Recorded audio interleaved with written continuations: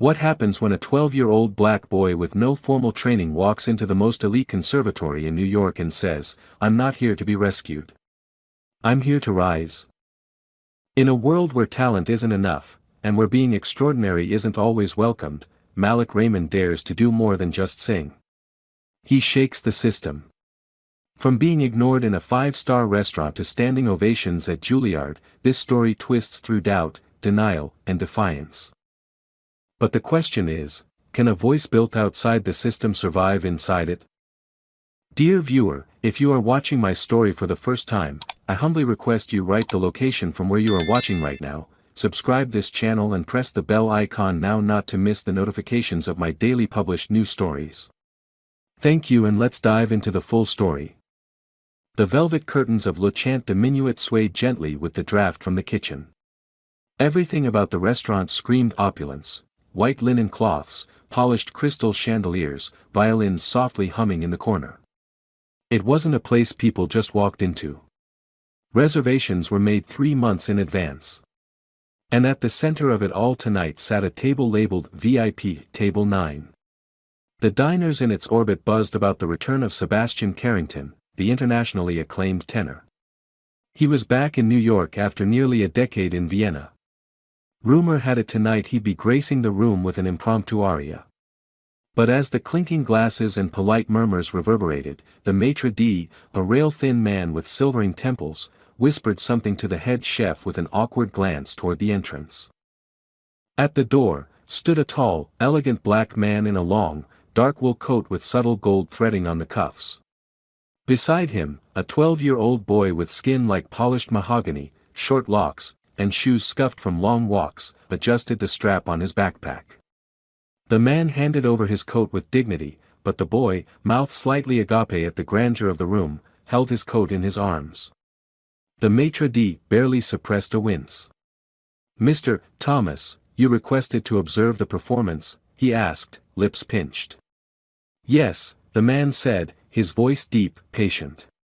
"And the boy's with me." A beat passed. Then came the answer, quiet but crisp. "The restaurant isn't accepting children on the floor tonight." "He's not just a child," the man replied. "He's a guest." The maitre d' barely masked the glance, one that swept from the boy's sneakers to his plastic watch.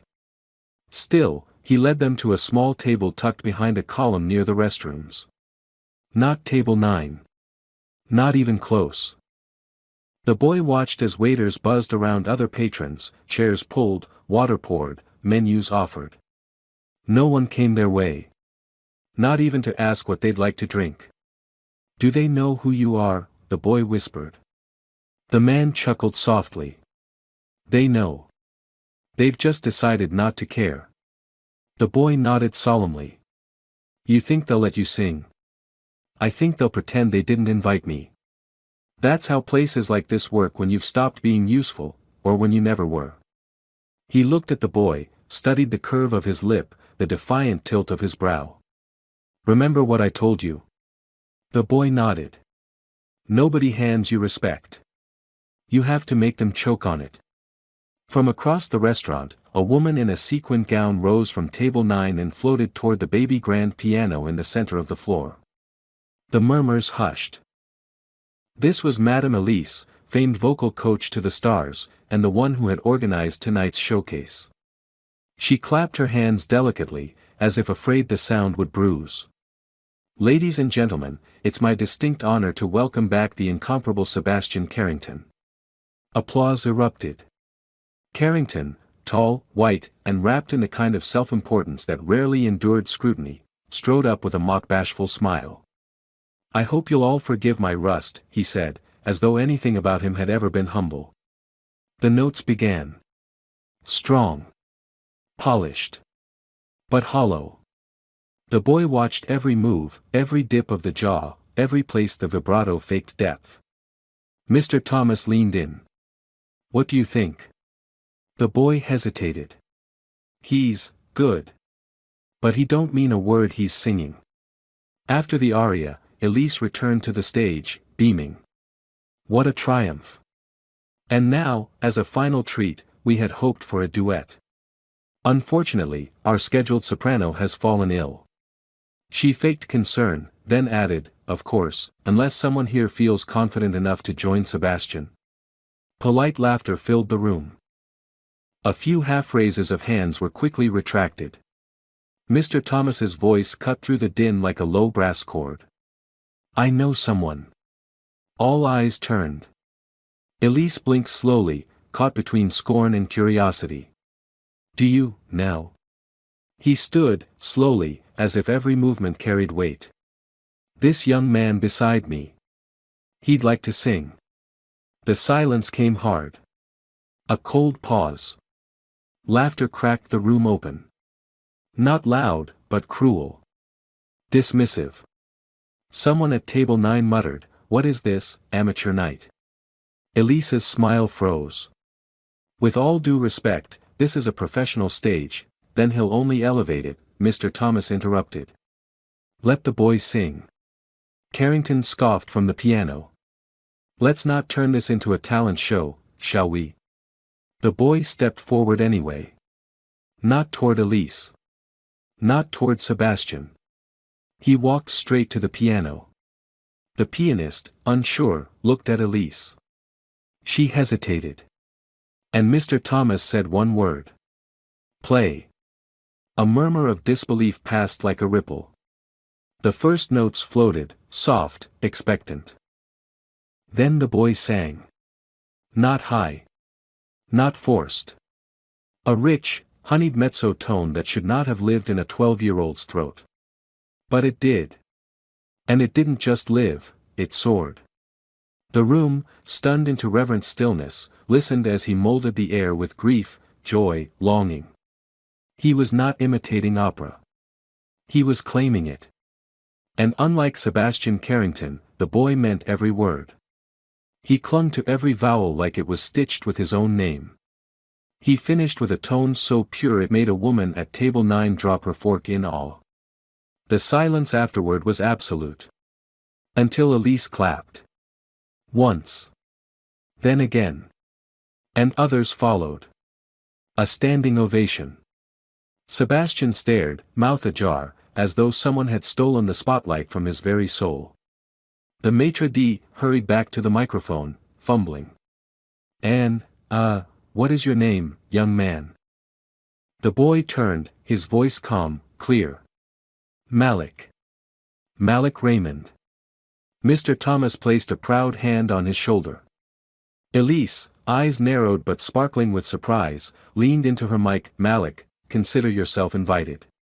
Permanently." But the tone had shifted. Eyes that once dismissed now darted with interest. And resentment. Sebastian Carrington was no longer the story. Malik was. The applause had faded, but its echo haunted every corner of Le Chant Diminuit. Waiters who had ignored table 10 now rushed to it, desperate to pretend they'd never overlooked the boy or the man beside him. A sommelier offered a menu with a forced smile. "Anything you'd like, Mr. Raymond." Malik blinked at the sudden deference but said nothing. He glanced up at Mr. Thomas, who gave a quiet nod. "Order the duck. It's overpriced but honest." Malik smirked and did exactly that. But as he spoke, the tension in the room shifted like gravity. Whispers darted like insects around the chandeliers. At table 9, Elise leaned toward Carrington, her voice low, sharp. "What the hell was that?" Carrington gulped the rest of his wine. "Some kid doing a party trick. Nothing more." Elisa's eyes didn't blink. "That wasn't a trick. That boy just made you irrelevant." Carrington bristled, jaw tightening. "It was novelty. He doesn't have training. He's not ready." "And yet," Elise said softly, "the room is still holding its breath." In the kitchen, Chef Anton fumed as a waiter relayed Malik's order. "Now they're feeding the child prodigy. This is a 5-star kitchen, not a talent show." But even as he raged, he plated the duck himself, hand trembling not with rage, but nervousness. Because something real had happened out there, and it had nothing to do with the carefully curated menu. Meanwhile, Mr. Thomas leaned back in his chair. You know what you did, don't you? Malik looked up from his water glass. I sang. You shook a room full of people who didn't want to hear you. That's more dangerous than you think. Malik frowned. They clapped. Applause doesn't mean approval. It means they couldn't deny you. Not the same thing. Malik stared across the room. Sebastian Carrington refused to look at him. But Elise? Elise stared like she was trying to rewrite the last 20 minutes. After dessert, Elise approached. Her smile was polished, professional. Malik. A beautiful performance. Thank you, Malik said, voice wary. Do you study anywhere? Not officially. Private coach. Just him. Malik gestured to Mr. Thomas. Elisa's smile faltered, then reassembled. Well. Perhaps it's time we changed that. I run a conservatory. Elite training. Best in the city. Mr. Thomas's gaze sharpened. The one that turned me away in '98. Times change, Elise said smoothly. We value talent now more than ever. Malik's eyes narrowed. Even if it comes in sneakers. Elise laughed, but it rang hollow. Especially then. She handed him a card. Come by Monday. I'll make space. But as she walked away, Mr. Thomas said quietly, they want to own you now. Be ready. Because respect that isn't given freely must be earned. But earned respect also brings enemies. And Malik had just become someone's threat. He didn't know it yet, but this restaurant was only the first act. The real test was coming. And the stage would not be kind. Malik stood outside the steel and glass building, its name carved into a polished marble plaque above the door, Eloise Hargrove Conservatory of Vocal Excellence. Even the name sounded like it belonged in a world not built for him.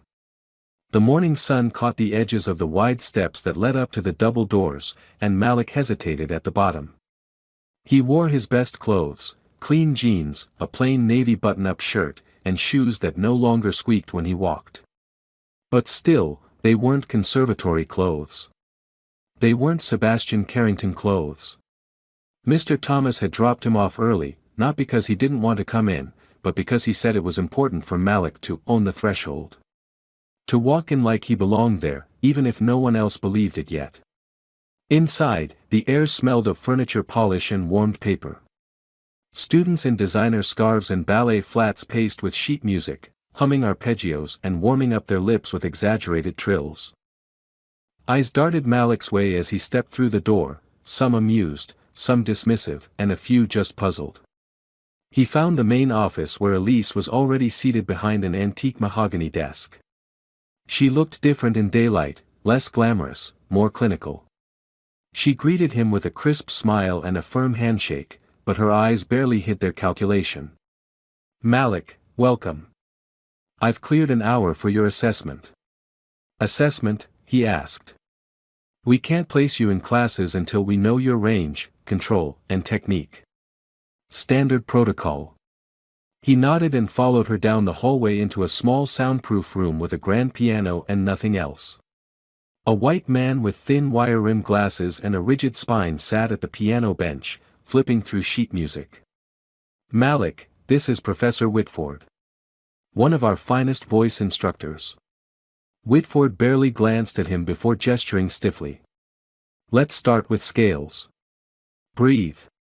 Project. Don't push. Malik sang. Cleanly. Smoothly. Whitford stopped him after 8 bars. Too chesty. Your placement is incorrect. He gestured again. Try it properly this time. He tried again. Whitford sighed. Again. Not from the throat. From the diaphragm. You people always sing like you're trying to prove something. There it was. Not even subtle. Malik's hands clenched at his sides, but he said nothing. Just nodded. Elisa's voice cut through the room. Let's test his resonance with something more advanced. Let's try Lascia Chio Pianga. Whitford lifted an eyebrow but played the opening. Malik closed his eyes. The first line came out softer than before. Then he built.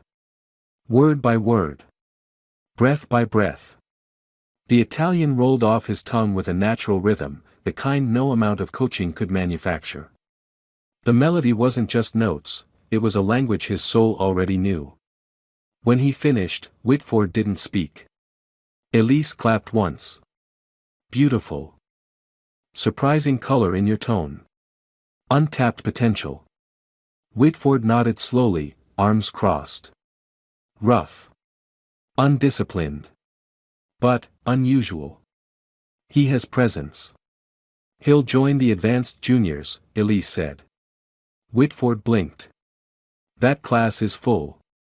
Then make room. It was done. Later that day, Malik entered the advanced juniors rehearsal studio, a high-ceilinged room filled with mirrors and lined with students already wearing the standard white conservatory polos and pressed pants. He stepped in quietly, finding a chair at the end. Conversations slowed. A boy with slicked blonde hair looked him up and down. Are you lost? No, Malik said. I'm in this class. Another girl with pale skin and thick-rimmed glasses snorted. Really? Did you even audition? He's the one from the restaurant, someone whispered. Oh. That kid. The teacher, Ms. Van Hollen, entered and clapped twice. Eyes up. We're beginning warm-ups. Malik stood and followed the rest, stretching, humming, blending. He knew he didn't sound like them, but he didn't want to. He had something else. Something deeper. At the end of class, Ms. Van Hollen handed out solo assignments for an upcoming showcase. These are the pieces you'll each be working on. Solos performed live. Guests from the city's vocal guild will be attending. She handed Malik a sheet. It was in German. He stared at the page. The title might as well have been a math equation. Van Hollen smiled. We'll see if the restaurant prodigy can read. The class laughed. Malik walked home that day silent. At the dinner table, he picked at his food. Mr. Thomas finally asked, "What did they give you?" Malik handed him the sheet music. I can't read it. Mr. Thomas smiled softly. You will. But they already decided I won't. That's fine, he said, rising. He took the sheet, placed it on the old upright piano in the corner, and sat down. Then we'll learn it together. Note by note. Malik sighed. It's in German. Mr. Thomas looked at him over his shoulder. You speak music. That's enough to start. And that night, Malik sang until his throat ached and his fear dulled. Each note carved a path. Each word conquered an inch of the unknown. They had handed him a test, hoping he would fail. Instead, Malik was learning how to pass it louder than they could handle. The week of the showcase arrived like a slow-building storm. In the mornings, Malik trained with Mr. Thomas, their small apartment vibrating with German arias and scales that pushed Malik's voice to places it had never reached. In the afternoons, he returned to the conservatory, where respect was still rationed by wardrobe, last name, and skin tone.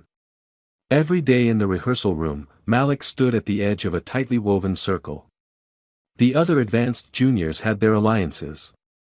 They shared tricks for mastering vowels, traded inside jokes about past performances, and whispered behind hands when Ms. Van Hollen called Malik to sing. He never heard his name without a smirk attached to it. On Thursday, the tension snapped. It started with a simple question. Where do you even live? Asked Lucas, the blond boy who had first questioned Malik's presence. Malik looked up from his sheet music. Brooklyn. Lucas chuckled. Figures. What's that supposed to mean? I mean, it's impressive, you know. For someone with no training, no connections, no diction. You just appeared. From nowhere. I didn't appear. I worked. Oh, totally, Lucas said, raising his palms. No disrespect. I'm just saying, it's like a novelty. Like watching a cat play piano. Malik stared at him. Except I can play. Can you? The room froze. Even Ms. Van Hollen paused mid-marking her conductor's notes. Lucas laughed, but the color rose high in his cheeks. Let's see how that holds up on stage. Ms. Van Hollen clapped once. Enough. Everyone run your selections from the top. Malik, you're last. By the time it was Malik's turn, fatigue was grinding into his chest. He'd spent hours trying to master the breath control needed for the final stanzas of Ich liebe dich, and his lips still stumbled over certain consonants.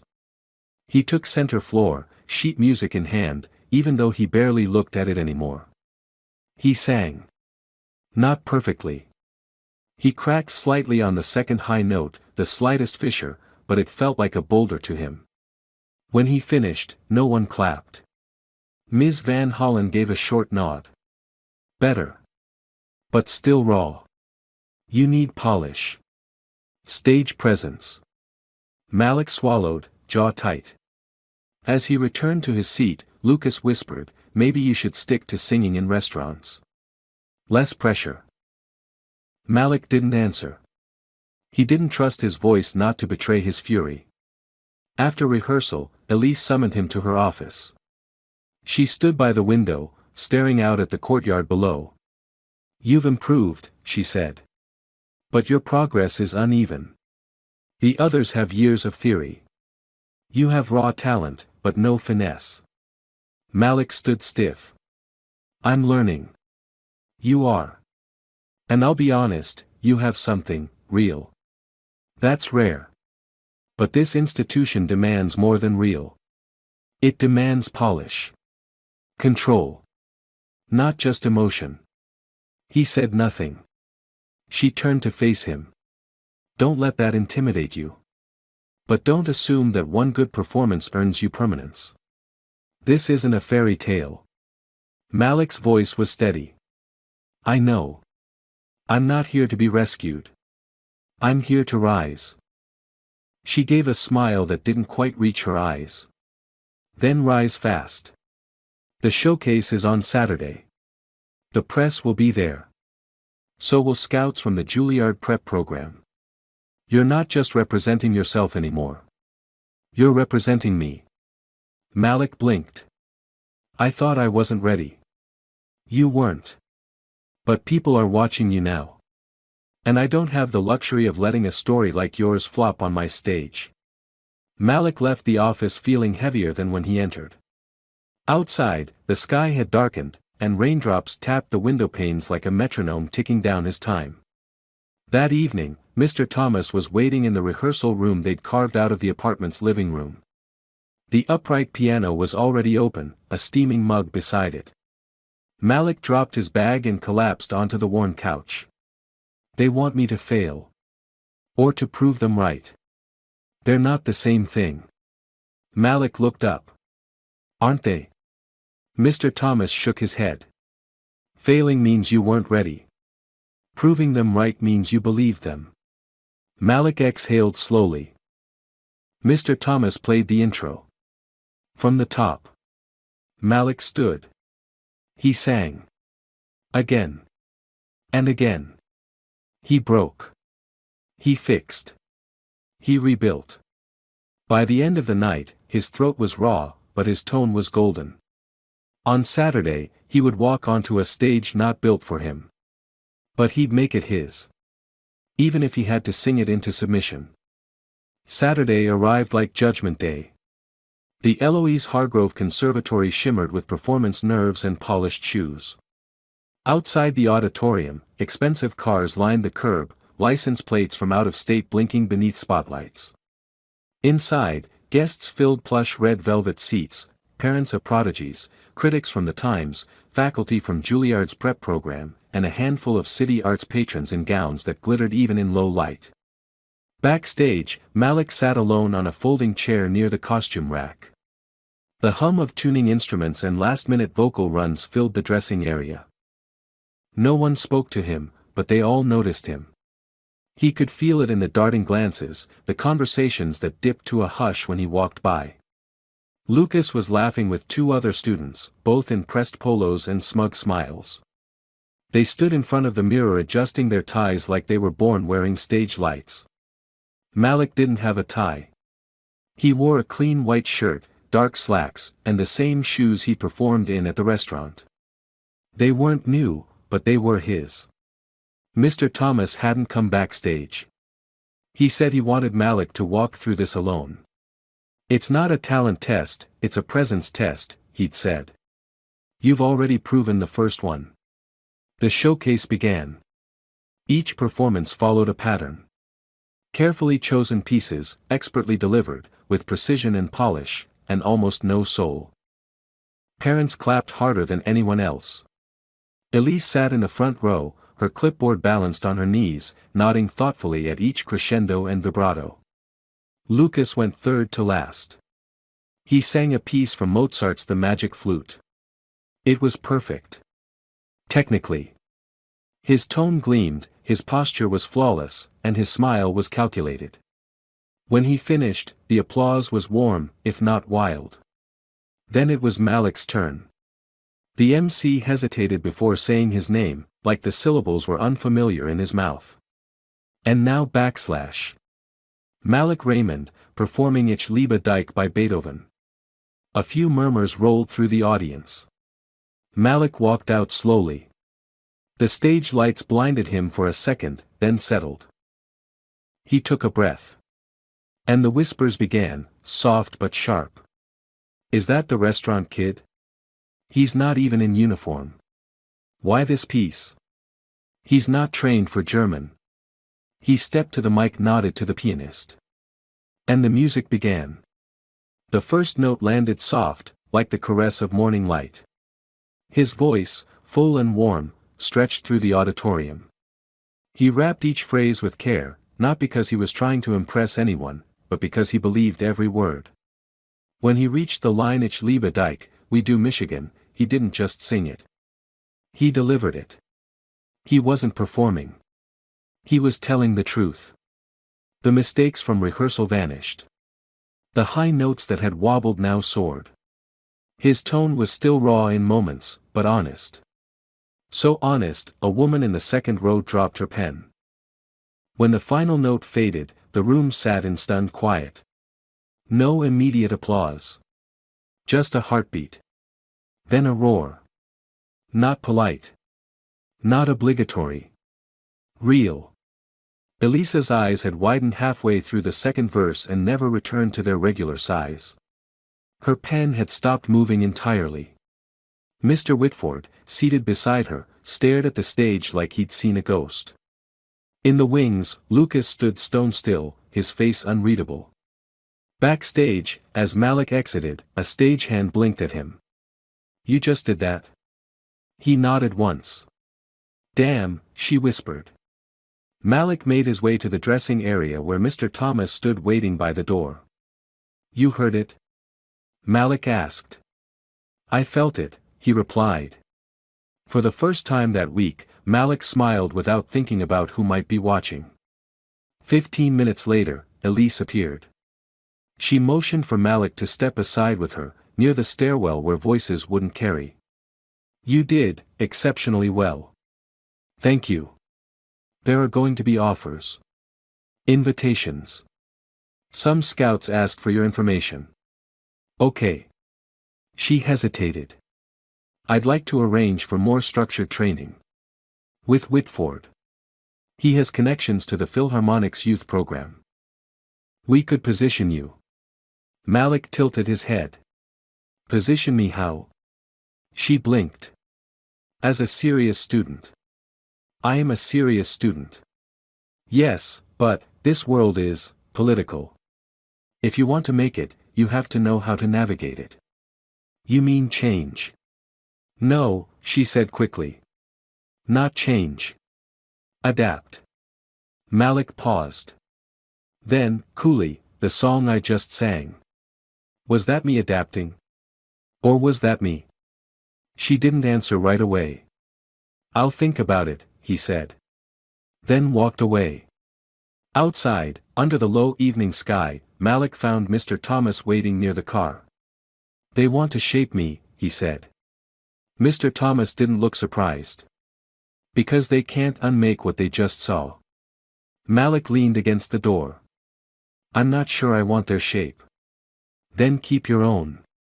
And sharpen it."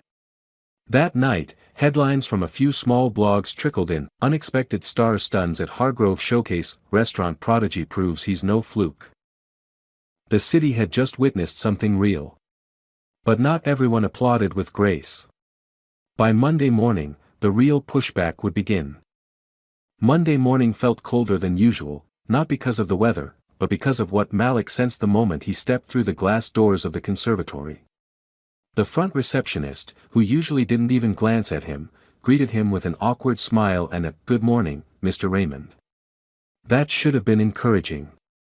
But Malik had been alive long enough to know when a smile came laced with fear rather than respect. He passed a bulletin board plastered with last weekend's showcase highlights. His name wasn't on it. Every other performer, Lucas, Ava, Miriam, had their names listed in bold beside tiny printed photos. Under Malik's, there was a single sentence: "Special thanks to M. Raymond for guest participation." Guest. Not a student. Not performer. Not artist. Guest. He stared at the word for several seconds before a familiar voice broke his concentration. "Well, well. The golden boy returns," Lucas said, sipping from a tall reusable coffee cup like he was twice his age. Malik didn't answer. Lucas continued anyway. "You really shook things up Saturday." Even Ms. Van Hollen looked impressed. Impressed and terrified. Malik turned. "What's that supposed to mean?" Lucas leaned closer, voice lowering. "You don't belong to anyone here. No school name behind you. No parents who donate. No summer programs. You just walk in, sing, and people clap. That's dangerous." Malik raised an eyebrow. "To who?" "To the rest of us," Lucas said, grinning. "We work years to be noticed. You get 5 minutes on stage and the scouts are chasing you." Malik didn't respond. He didn't need to. Jealousy never hid well in daylight. That afternoon, during rehearsal, the change was clearer. Ms. Van Hollen spent twice as long correcting Malik's breath support, on passages she'd ignored in other students. When he asked a question about vowel shapes in German, she turned it into a lecture on the importance of prior knowledge that ended with her saying, "We can't slow the class for someone catching up." When Malik returned to his seat, Ava leaned toward him and whispered, "Don't let her get to you. You made the paper." That scares them. But it wasn't just Ms. Van Hollen. Whitford, who had previously ignored Malik altogether, now stopped him in the hall near the practice rooms. "I hear you're now the conservatory's pride and joy." Malik didn't rise to the bait. "Just doing my best." Whitford studied him like he was something under a microscope. "Talent without discipline is chaos. You need more than a gift to survive here." "I'm not trying to survive," Malik replied, voice even. "I'm trying to grow." Whitford's lips curled into a half-smile that held no humor. "Then let's see how you handle pressure." The next morning, Malik was notified he'd been reassigned to a new masterclass, Whitford's personal studio. It was framed as an honor. But everyone understood what it was: containment. Malik sat at the back of the small, wood-paneled room. Around him were 5 other students, older, sharper, and all seasoned in classical diction, opera house etiquette, and the politics of performance. One of them, Elena, had already done 2 off-Broadway youth operas. Another, Jonah, had won a national vocal competition at age 10. And then there was Malik. Whitford began the session by announcing they'd work on bel canto technique this semester. "I hope we're all prepared to push ourselves," he said, before turning directly to Malik. "Some of us more than others."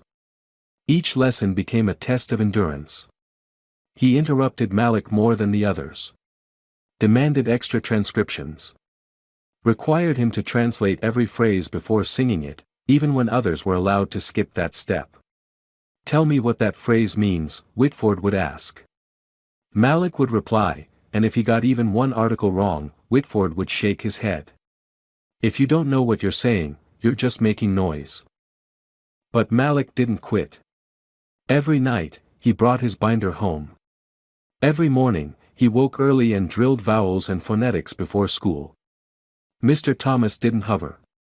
He simply sat by the piano with a quiet strength and corrected only what needed fixing. "You ain't here to be impressive," he reminded Malik. "You're here to be undeniable." Meanwhile, Elise had grown silent. Distant. She hadn't checked in with Malik since the showcase. Rumor was she was meeting with vocal foundations and elite donors about the conservatory's direction. Malik's name came up, but never in the room when he was present. By the end of the second week, Malik was exhausted. He began arriving earlier, leaving later. Not to impress, but to keep up. To make space for himself in a building that tried to shrink around him. But then something shifted. One afternoon, during Whitford's masterclass, Elena fumbled her piece. A wrong note. Minor, but noticeable. Whitford nodded gently. "We'll polish that next time." When Malik, later in the session, cracked once during a difficult run, Whitford stopped him cold. "You need to get serious. This isn't karaoke. Maybe you're not ready for this level." Silence. Malik lowered his music folder. "I'm here every morning at 7.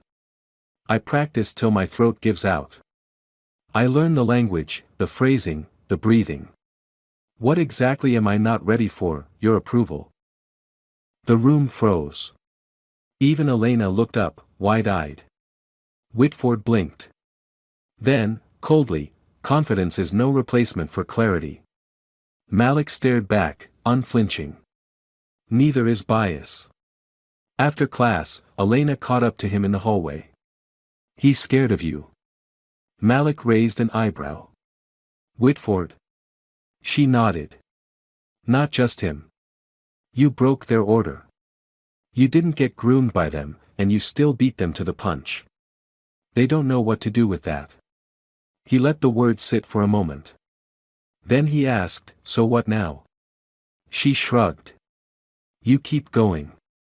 That's how they really lose." That night, Malik sang at home. Not for rehearsal. Not for showcase prep. For himself. And it was the clearest he'd sounded in days. The fight wasn't over. But he was still standing, louder, clearer, and harder to dismiss. Friday came with an eerie stillness. By now, Malik was used to the shifting gazes, the small silences when he entered a room, and the underhanded jabs dressed in technical critique. But today, the silence felt heavier, like something was being prepared just out of sight. He'd grown sharper in the last few weeks. Not just vocally, his breath control was firmer, his pronunciation crisper, but emotionally. He moved through the conservatory like someone who knew every hallway was watching him. Even so, he wasn't ready for what waited in his cubby in the back of the main rehearsal room. An envelope. Thick. Cream-colored. Stamped with a red wax seal. He turned it over slowly. The return address was embossed, Juilliard School, Pre-College Division. He froze. Inside was a formal letter. Black ink on heavy cardstock. "Dear Mr. Malik Raymond, we are pleased to inform you that, based on your recent performance and subsequent recommendation, we are extending an invitation to audition for the Juilliard Pre-College Vocal Program Spring Intake. We encourage you to prepare a German lied of your choice, as well as an Italian aria. Sight reading and an oral interview will follow. Sincerely, Office of Admissions." He read it twice. Then again. He heard nothing else in the room. Not the scales from the soprano warm-ups. Not the clicking of metronomes or the rustle of sheet music. Only when a voice said, "What's that?" did the world resume. It was Lucas. His eyes fell to the envelope in Malik's hands. "I didn't know they were sending pre-invites already," he said carefully. Malik tucked the letter back into its envelope. Lucas smirked, but it didn't reach his eyes. Funny. I didn't get one. Malik said nothing. Just turned and walked toward the practice rooms. But Elise was already there. She must have seen him from the hallway. She stood in front of one of the tall windows, arms folded, face unreadable. So, she said. You received it. Yes. She nodded slowly. You weren't the only recommendation they considered. But they chose you. Malik couldn't tell if it was praise or resentment. I didn't know you recommended me, he said. I didn't, she replied. One of their alumni was at the showcase. She saw your performance and reached out. Asked your name. I told her. Malik blinked. Why didn't you tell me? Because I didn't expect them to act on it. She faced him fully now. You weren't supposed to move this fast. Juilliard is another level. Most students here spend years preparing for that door to even crack open. I didn't ask them to open it, he said. But I'm walking through it. Elise sighed, pressing her fingers to her temples. You're talented. But the moment you rise this fast without our scaffolding, you become a liability. You challenge the system we've built. Malik tilted his head. Then maybe the system's wrong. She narrowed her eyes. No one will say it, but some are already pushing back. You'll be asked to prove yourself 3 times harder than anyone else at that audition. And if you fail, they'll say you were just hype. A moment. A flash. I've heard that before. I'm telling you so you're prepared. Malik met her stare. I was born prepared. Y'all just weren't ready. He left before she could answer. The next week became a whirlwind. Juilliard's requirements were strict. He had to learn a new Italian aria, caro mio ben *, in less than 10 days. Mr. Thomas printed the sheet music and recorded accompaniment tracks on an old keyboard. They drilled together every night, breaking down every word, every breath, until it stopped sounding foreign and started sounding like truth. Meanwhile, whispers grew louder at the conservatory. In Whitford's class, corrections turned into lectures. Every note Malik sang was dissected. That phrasing is indulgent, Whitford snapped after one performance. It's expressive, Malik shot back. Expression without discipline is dangerous. Malik looked him square in the eyes. And discipline without honesty is dead. That earned silence. But not agreement. By Thursday, Malik found himself called into Elisa's office again. This time, she didn't bother to sit. We've received news, she said. The conservatory's board is reviewing your student status. What? Malik asked, heart stiffening. They're concerned. About the message we send. About the process. About fairness. You mean about me skipping your steps? They're calling it procedural. That your admission bypassed the traditional evaluation timeline. Some are calling it favoritism. Malik laughed once, sharp. They only call it favoritism when the kid don't look like them. She didn't deny it. You'll still be allowed to audition for Juilliard. But if the board moves forward, you may not be a student here much longer. So they'll push me out before I can walk out on my own. It's not final yet. But it will be, Malik said. Because he saw the writing on the wall. The moment he received that invitation, he became more than a threat. He became proof. Proof that talent didn't need a pedigree. That brilliance could walk in off the street, learn the language, and still outshine their legacy kids. That the system wasn't a gate. It was a glass wall waiting to be shattered. So they did what institutions always did when confronted with someone like Malik. They tried to contain him. But Malik had already made a choice. He wasn't asking for their stage anymore. He was building his own. The morning of the Juilliard audition arrived under a slate-gray sky.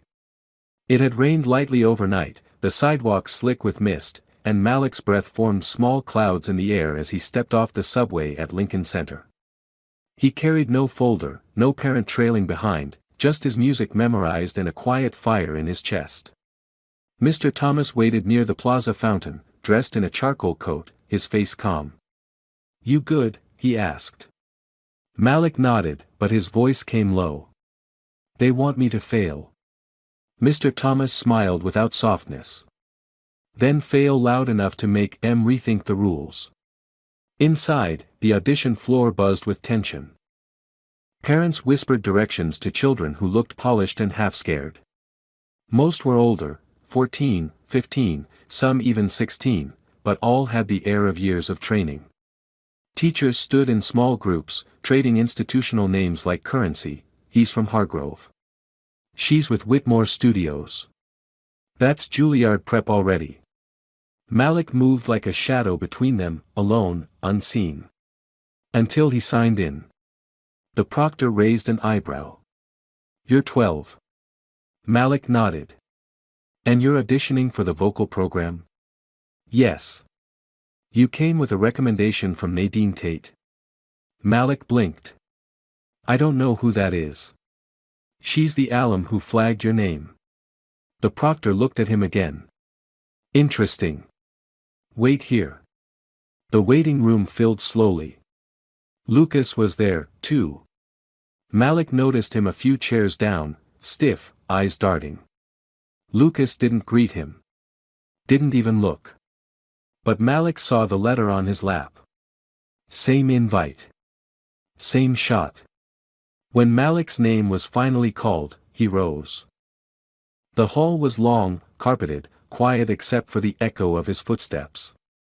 The audition room was a high-ceilinged studio with floor-to-ceiling windows that looked out on the city. A grand piano sat in the center.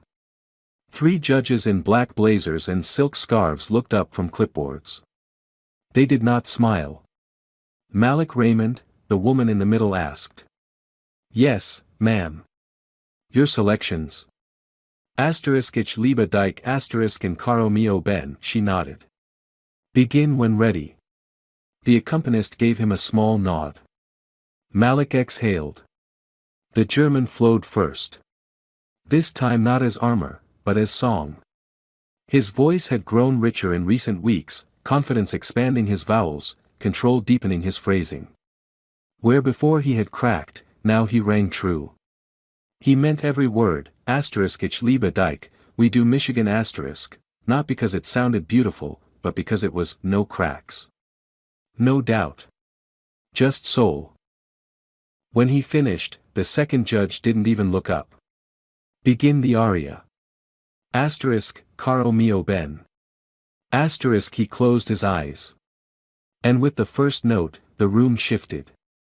Gone was the boy from Brooklyn with second-hand shoes. This was a musician. He shaped each line like it was sculpted from breath and hunger. The judges didn't blink.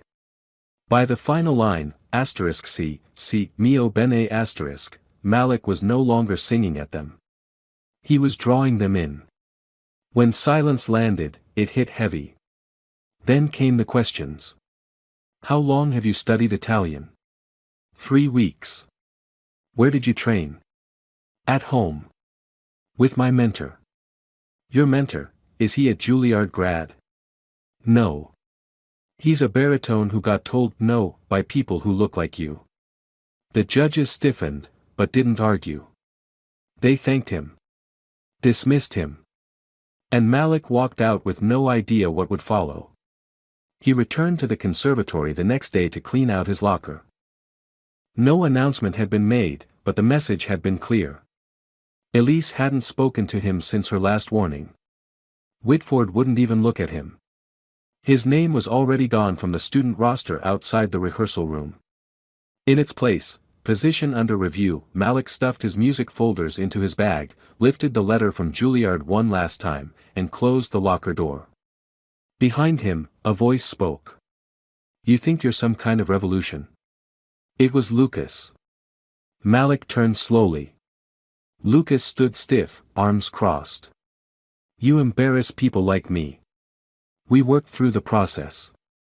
We respected the steps. I didn't skip steps, Malik said. I just didn't ask you to build them. Lucas's jaw clenched. You made it about race. No, Malik said coolly. You made it about race.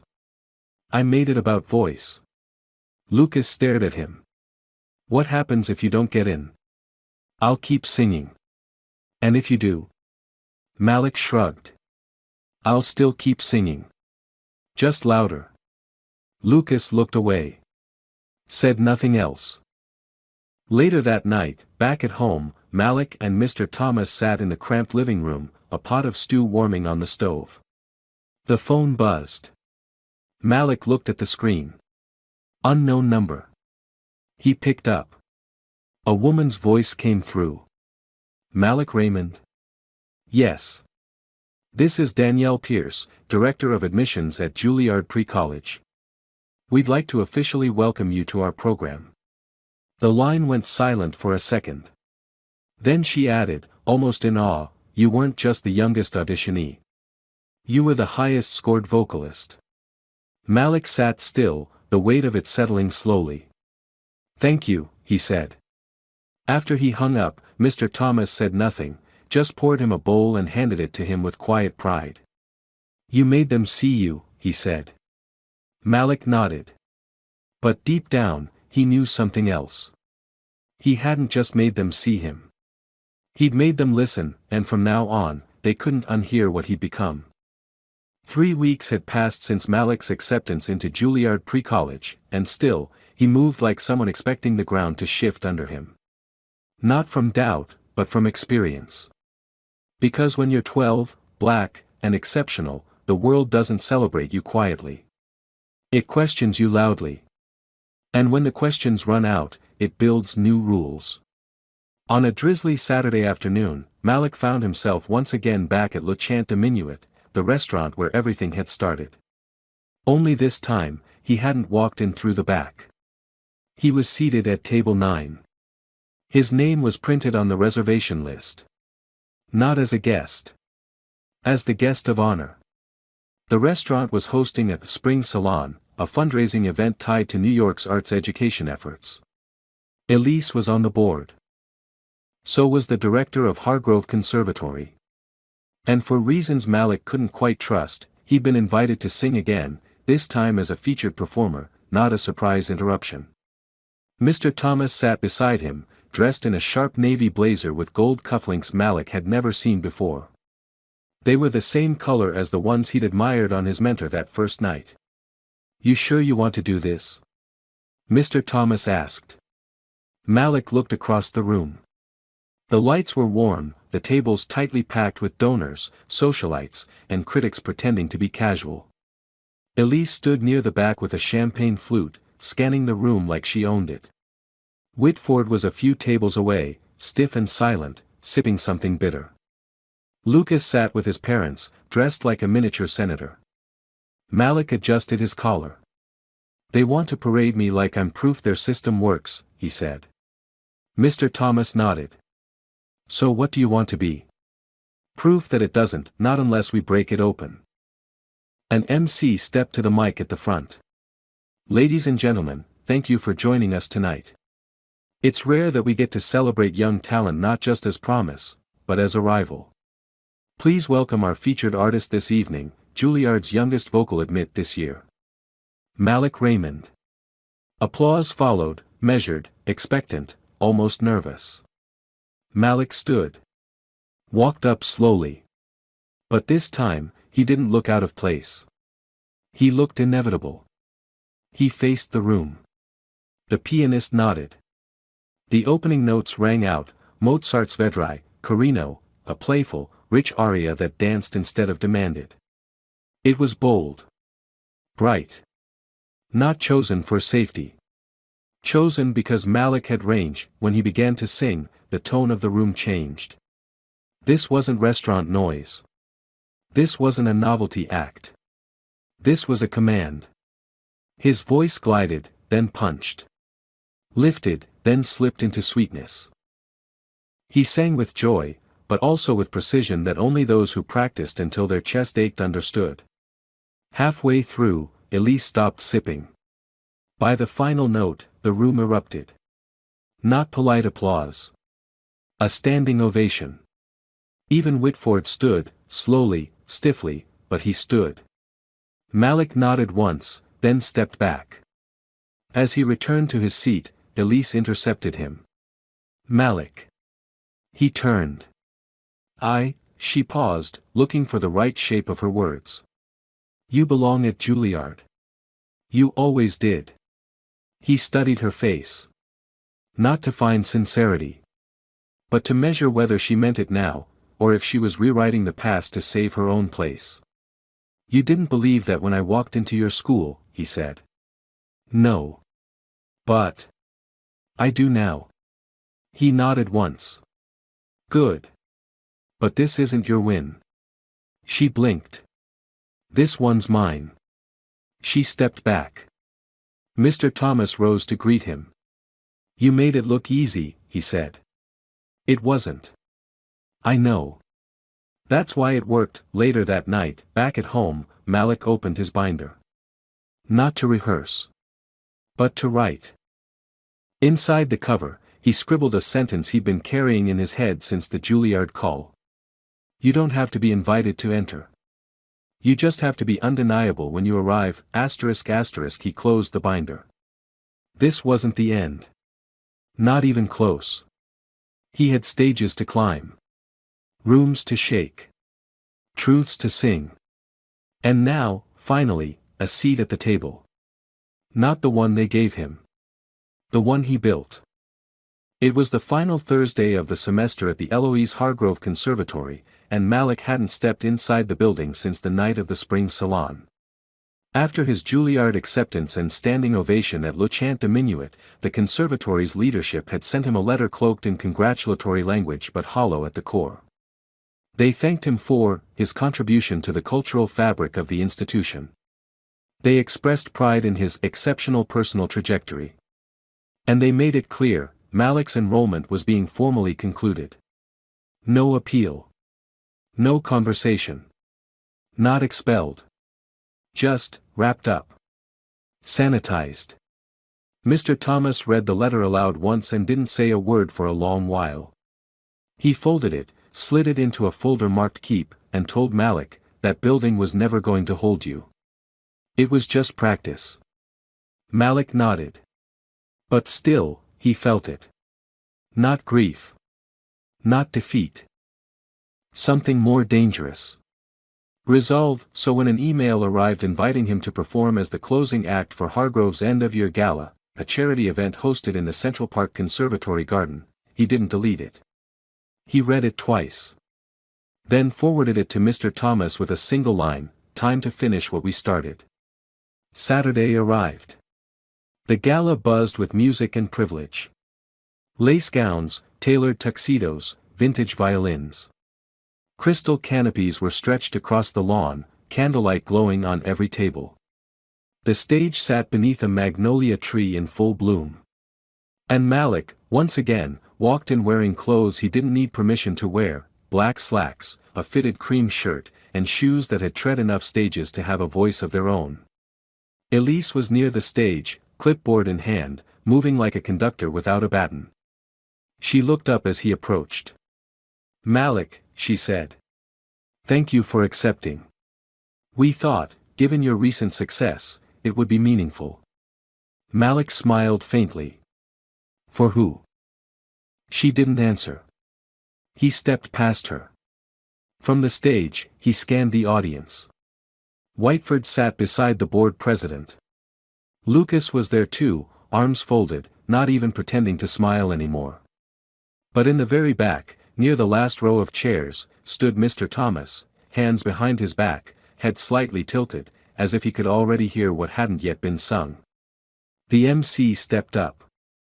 Ladies and gentlemen, to close our evening, we welcome a remarkable young man whose journey speaks to the very purpose of this institution, excellence, dedication, and passion.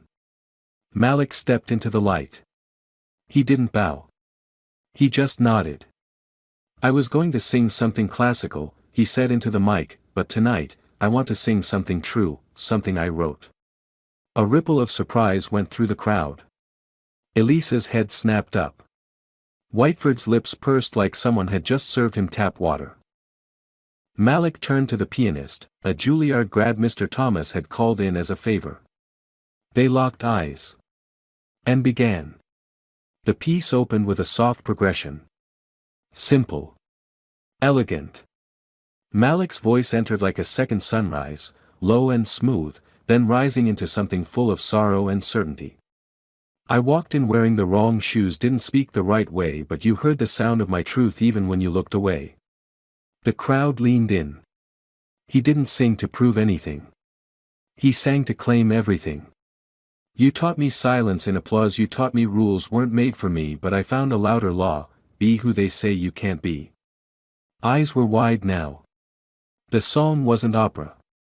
It wasn't even German or Italian.